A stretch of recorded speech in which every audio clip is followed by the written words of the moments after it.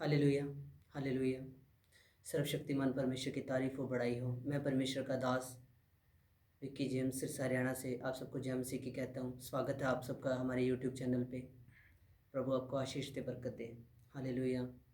एक बार फिर से खुदा ने मुझे मौका दिया कि आज एक बार फिर से मैं आपके बीच में खुदा के वचन को लेकर आया हूँ, और आज के वचन के द्वारा आप ढेर सारी आशीष पाओ, बरकत पाओ, ऐसा मेरा विश्वास है।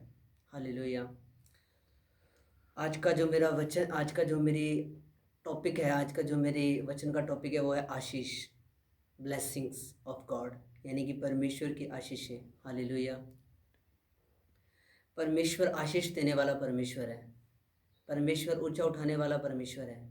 परमेश्वर बरकतें देने वाला परमेश्वर है। हालेलुया।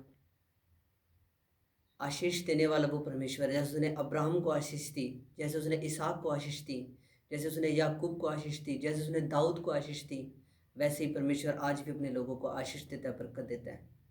जो लोग खुदा के भय में चलते हैं, जो लोग खुदा के डर में चलते हैं, उसके वचनों पे चलते हैं, खुदा का आदर करते हैं, उसकी महिमा करते हैं, उसकी तारीफ करते हैं, उसकी बड़ाई करते हैं, उन लोगों को परमेश्वर आज भी आशीष देता है, बरकत देता है। आमीन।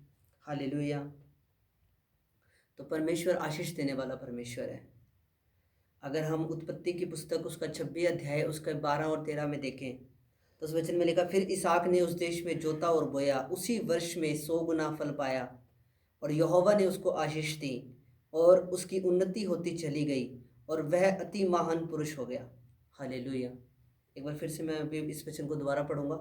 फिर इसहाक ने उसी देश में जोता और बोया, उसी वर्ष में 100 गुना फल पाया, और यहोवा ने उसको आशीष दी, और उसकी उन्नति होती चली गई, और वह अति महान पुरुष हो गया। किसने आशीष दी? यहोवा ने। किसने आशीष दी? परमेश्वर ने। परमेश्वर आशीष देने वाला परमेश्वर है। परमेश्वर बरकतें देने वाला परमेश्वर है। हालेलुया। जैसे उसने इसहाक को आशीष दी। और एक चीज़ यहाँ पे देखने वाली, अगर हम इसी वचन के अंदर, अगर हम 26 की 12 और 13 के अंदर बात हो रही है, अगर हम इसी में अगर हम 26 की 1 और 2 वचन देखें तो बाइबल में लिखा हुआ है, जिस जगह पे इसहाक रह रहा था वहाँ पे अकाल पड़ा हुआ था। अकाल के मिडेस्ट, अकाल के मध्य, अकाल के बीच में उसने बोया और 100 गुना फल को पाया। हालेलुया। कोई मैटर नहीं करता, अकाल पड़ा है या कोई प्राकृतिक आपदा है या कुछ भी है, फसल बारिश नहीं हुई, कोई मैटर नहीं करता। अगर खुदा की आशीष आपके ऊपर है, खुदा की बरकतें आपके ऊपर हैं, तो अकाल के टाइम के अंदर भी अगर आप फसल बोओगे तो 100% आशीषें आएंगी यीशु मसीह के नाम से। 100% आपकी फसलें लहलाएंगी यीशु मसीह के नाम से। हालेलुया। अगर हम रोमियो 2 का 11 देखें तो उसमें लिखा है, परमेश्वर कभी भी किसी का पक्षपात नहीं करता। परमेश्वर पक्षपात करने वाला परमेश्वर नहीं है, बल्कि परमेश्वर उन्नति देने वाला परमेश्वर है। परमेश्वर आशीषें देने वाला परमेश्वर है। अगर परमेश्वर इसहाक को ब्लेस कर सकता है, अगर अब्राहम को इसहाक को ब्लेस कर सकता है, तो परमेश्वर वही सेम परमेश्वर आज आपको भी ब्लेस करने की ताकत रखता है। पर आज हमें खुदा के साथ अब्राहम की तरह, इसहाक की तरह, याकूब की तरह चलने की ज़रूरत है। खुदा के साथ ईमानदारी वफादारी से चलने की ज़रूरत है। खुदा को अपने जीवन में प्रथम स्थान देने की ज़रूरत है। खुदा की महिमा करने की ज़रूरत है, उसका आदर करने की ज़रूरत है, उसकी तारीफ करने की ज़रूरत है। हालेलुया। परमेश्वर कभी किसी का पक्षपात नहीं करता। परमेश्वर अगर इसहाक को ब्लेस कर सकता है तो वो आपको भी ब्लेस कर सकता है। हालेलुया। परमेश्वर कभी किसी का पक्षपात नहीं करता। अगर हम तीसरा यूहन्ना उसके 2 अध्याय के अंदर देखें तो उसमें लिखा, तुम उन्नति करो और भले चंगे रहो। परमेश्वर ये चाहते हैं कि आप उन्नति करो। परमेश्वर ये चाहते हैं कि आप भले चंगे रहो। परमेश्वर ये चाहते हैं कि आप आशीषित रहो। परमेश्वर ये चाहते हैं कि आप ब्लेस रहो सदा काल के लिए। हालेलुया। पर सबसे इम्पोर्टेंट चीज़ क्या करनी पड़ेगी अगर हमें अपनी ज़िंदगी में आशीषित होना है, अगर हमें अपनी ज़िंदगी में शराबों से छुटकारा चाहिए, अगर हमें हमारी ज़िंदगी में हर तरह की बुराई से छुटकारा चाहिए, अगर हमें हमारी ज़िंदगी में बुरी आदतों से छुटकारा चाहिए, अगर हमें हमारी ज़िंदगी में ब्लेस होना है, तो सबसे पहले जो एक चीज़ करने की ज़रूरत है वो क्या है? वो चीज़ ज़रूरी ये है कि हमें प्रभु यीशु मसीह को अपने दिल के अंदर बसाना पड़ेगा। यीशु मसीह को अपने दिल के अंदर जगह देनी पड़ेगी। हालेलुया। इसलिए आप परमेश्वर को अपने दिल में जगह देके देखो एक बार। परमेश्वर भला परमेश्वर है। उसने हमारी ज़िंदगी में कार्य करे हैं, तभी तो आज हम परमेश्वर की गवाही देते हैं। हम खुद उसके जीते जागते गवाह हैं। परमेश्वर ने हमारी ज़िंदगी में कार्य किए हैं, हमें उस गंदी लाइफ से निकाला है, उस पाप भरी लाइफ से निकाला है। कॉलेज टाइम के अंदर हमने बड़े अपने लाइफ के अंदर गलत काम किए, लड़ाइयाँ की, नशे किए, गलत देखना, गलत बैठना, बड़ी हमारी लाइफ के अंदर पाप था। पर जब यीशु मसीह को हमने अपना दिल दिया, जब यीशु मसीह पे विश्वास करा, यीशु मसीह के साथ चले हम, तो आज यीशु मसीह ने हमारी ज़िंदगी में कार्य किया है। आज यीशु मसीह ने हमारी चर्च भी बना के दी है। आज यीशु मसीह ने मुझे संगत भी दी है। आज यीशु मसीह ने मुझे आशीषित भी किया है। परमेश्वर पक्षपात नहीं करता। परमेश्वर सबसे प्रेम करने वाला परमेश्वर है। पक्षपात इंसान करता है। आज इंसान परमेश्वर को अपना दिल नहीं दे रहा है। जिस परमेश्वर ने इंसान को बनाया अपने रूप पे, अपने स्वरूप पे, उसी परमेश्वर के साथ आज इंसान ईमानदारी वफादारी से नहीं चल रहा है, पाप कर रहा है, गुनाह की ज़िंदगी जी रहा है। आपको पता है जब यीशु मसीह ने पाप उठाया अपने ऊपर, सलीब के ऊपर जब पाप उठाया, तो प्रभु यीशु मसीह ने बोला, हे पिता तूने मुझे क्यों छोड़ दिया? क्योंकि पाप यीशु मसीह के ऊपर आ चुका था और परमेश्वर पाप से नफरत करने वाला परमेश्वर है। जब तक 33 साल यीशु मसीह धरती पर रहे, तब तक यीशु मसीह को परमेश्वर ने एक टाइम के लिए भी नहीं छोड़ा, हमेशा यीशु मसीह के साथ रहा। पर जैसे ही यीशु मसीह के ऊपर पाप आया, यीशु मसीह ने पूरी धरती का पाप उठाया, उसी टाइम परमेश्वर ने यीशु मसीह को छोड़ दिया। ये चीज़ गौर करने वाली है। परमेश्वर पाप से नफरत करता है। आपके जीवन में अगर पाप है, आपके जीवन में अगर गुनाह है, आपके जीवन में अगर पवित्रता ही नहीं है, तो परमेश्वर भी आपको ब्लेस नहीं कर सकते। आपको परमेश्वर को प्रसन्न करना पड़ेगा, आपको परमेश्वर को खुश करना पड़ेगा, आपको परमेश्वर को कुछ अच्छा बन के दिखाना पड़ेगा, आपको परमेश्वर को अपना करैक्टर अच्छा करके दिखाना पड़ेगा, आपको परमेश्वर को अपना करैक्टर शो करके दिखाना पड़ेगा। हालेलुया। परमेश्वर पक्षपात करने वाला परमेश्वर नहीं है मेरे प्रियो। परमेश्वर आपसे प्रेम करता है। हालेलुया। इसहाक ने अकाल के टाइम के अंदर बोया, फिर भी उसने 100 गुना आशीष पाई, उसकी फसलें लहलाईं, उसने इतनी आशीषें पाई। कब पाई? जब अगर उसने अकाल के टाइम पे भी बोया तो भी उसने आशीषें पाई। हालेलुया। पर एक चीज़ यहाँ पे सीखने वाली और भी है। वो चीज़ क्या है? उसने विश्वास के साथ बीज बोया। हालेलुया। क्या किया उसने? उसने विश्वास के साथ बीज बोया। उसने संदेह नहीं किया, मैं बीज बो रहा हूँ, पता नहीं मेरा बीज उगना के नहीं उगना, पता नहीं मेरी फसल आनी के नहीं आनी, पर नहीं, उसने विश्वास के साथ बीज बोया।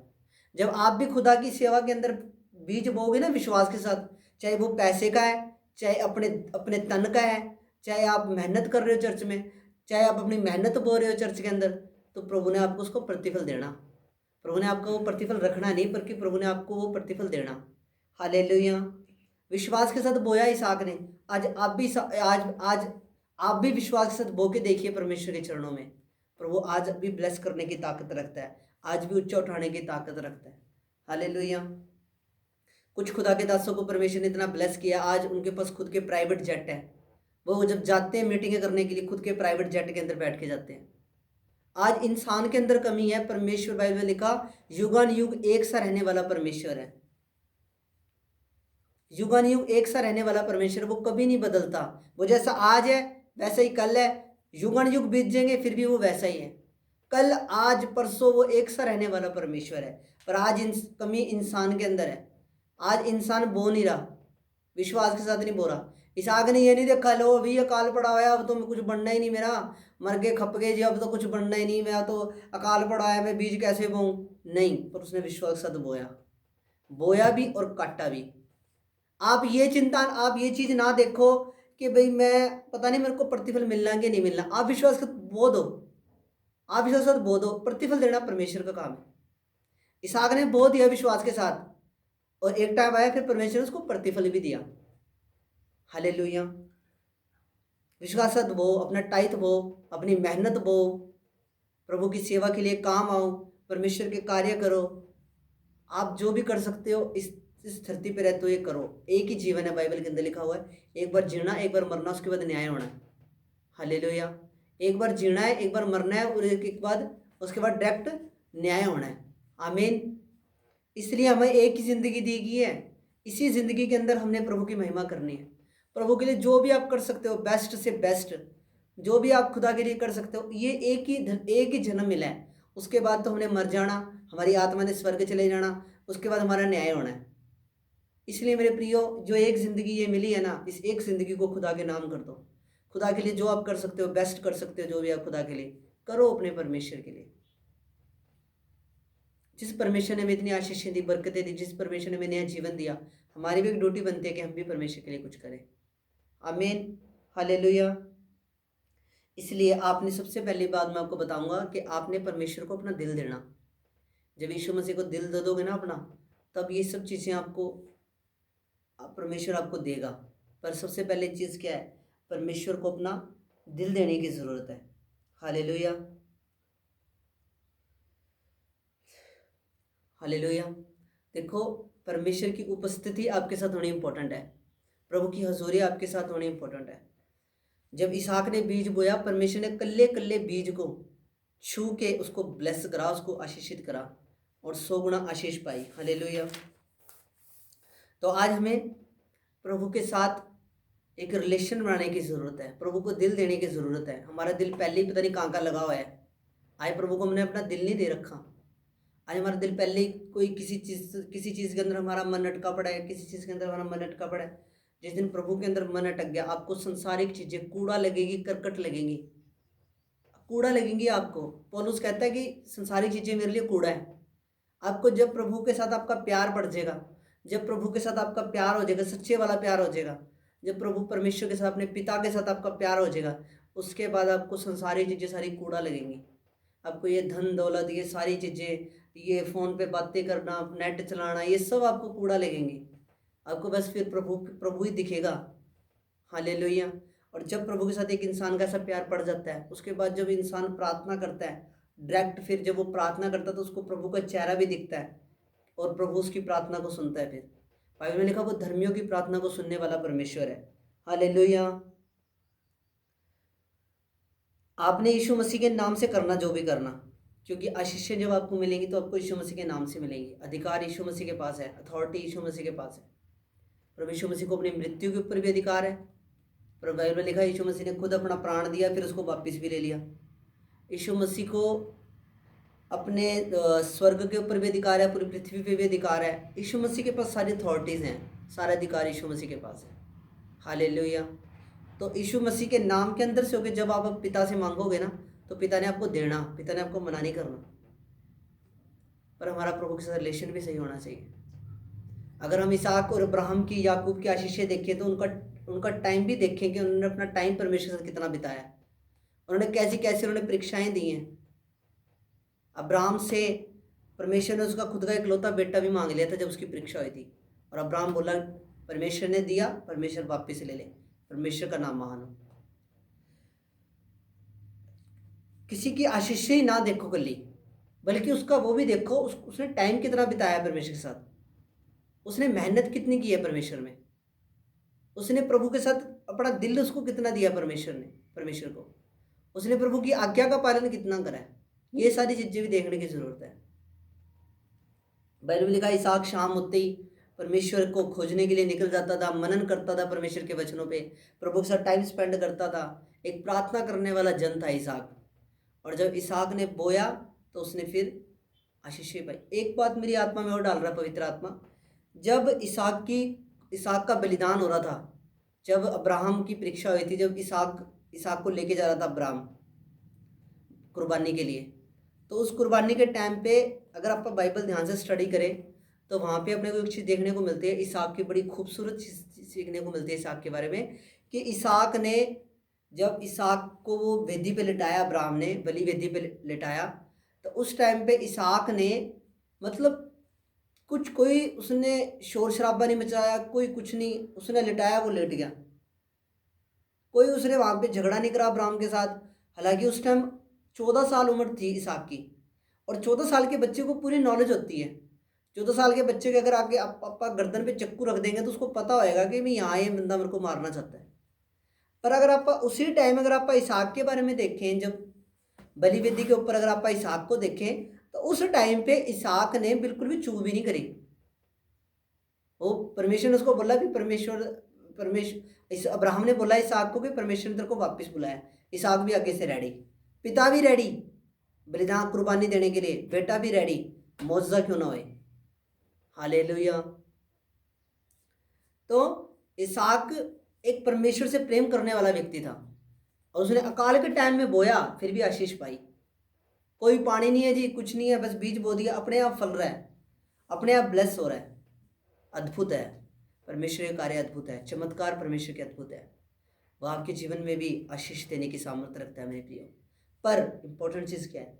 विश्वास के साथ बो परमेश्वर की हजूरी में, परमेश्वर की सेवा में। हालेलुया।